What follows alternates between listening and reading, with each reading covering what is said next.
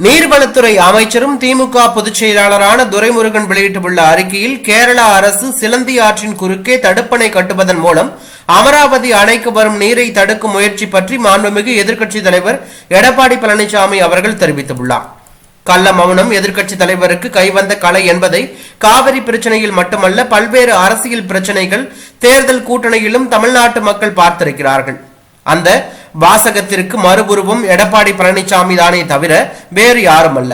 காவிரி இறுதி தீர்ப்பில் தமிழ்நாட்டிற்கு கிடைத்த நீர் உரிமையில் 14 டிஎம்சி நீரை கள்ள மௌனம் சாதித்து தாரை வார்த்தது இதே எடப்பாடி பழனிசாமி தான் என்பதை இந்த நேரத்தில் அவருக்கு நினைவூட்ட விரும்புகிறேன்.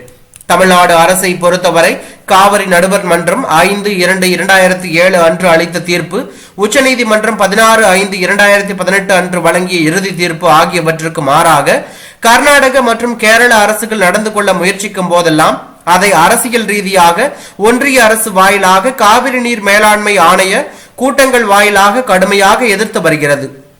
தமிழ்நாடு அரசு என்பதுதான் உண்மை.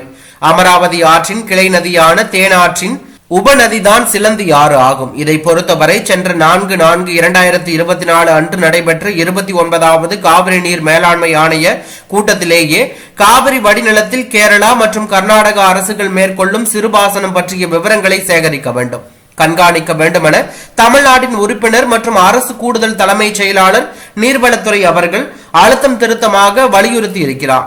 இதை இனி வரும் கூட்டங்களிலும் தொடர்ந்து வலியுறுத்துவார். ஆகவே காவிரி தீர்ப்பானை மீறும் விதமாக கேரளாவோ கர்நாடக அரசோ செயல்பட முயற்சித்தால் அதை உறுதியுடன் எதிர்த்து தமிழ்நாட்டின் காவிரி உரிமையை சட்ட ரீதியாக மட்டுமல்ல அனைத்து விதத்திலும் தமிழ்நாடு அரசு நிலைநாட்டும் என்பதை தெரிவித்துக் கொள்கிறேன் என்று அவர் தெரிவித்துள்ளது பரபரப்பை ஏற்படுத்தியுள்ளது.